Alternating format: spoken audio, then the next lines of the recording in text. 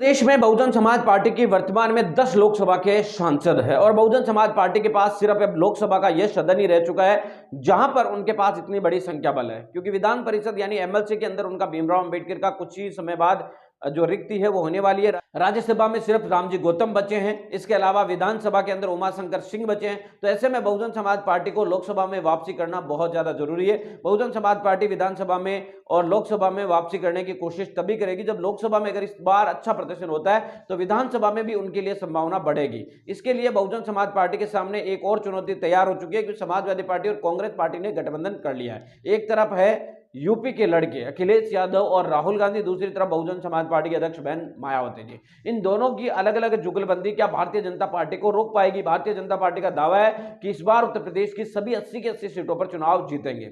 वहीं आपको बता दें कि इंडिया गठबंधन और बहुजन समाज पार्टी अलग अलग चुनाव लड़ रही है। अगर इनके समीकरणों की देखने की कोशिश करें तो यह बिल्कुल नजर आता है कि बहुजन समाज पार्टी और समाजवादी पार्टी के इस गठबंधन से आगे भारतीय जनता पार्टी कहीं ज्यादा दिखाई दे रही है। अगर यही इंडिया गठबंधन अगर 2 महीने पहले 3 महीने पहले होता और लोगों के बीच में इसकी चर्चा होती तो शायद इसका काफी ज्यादा इफेक्ट पड़ता, लेकिन जिस तरीके से ये इंडिया गठबंधन हुआ इससे काफी ज्यादा खुद को तो नुकसान होना ही है। दूसरी तरफ अगर देखने की कोशिश करें तो हाल ही के विधानसभा चुनाव में बहुजन समाज पार्टी के खिलाफ काफी ज्यादा माहौल बन चुका था। उसके बावजूद बहुजन समाज पार्टी को हर लोकसभा की अगर सीट के वोट मिलाकर देखें विधानसभा के वोटों के अनुसार तो लगभग 2 से 3 लाख वोट उन्हें लगभग हर सीट पर मिले। तो ऐसे में बहुजन समाज पार्टी के इन 2 से 3 लाख वोट काफी ज्यादा प्रभावित करने।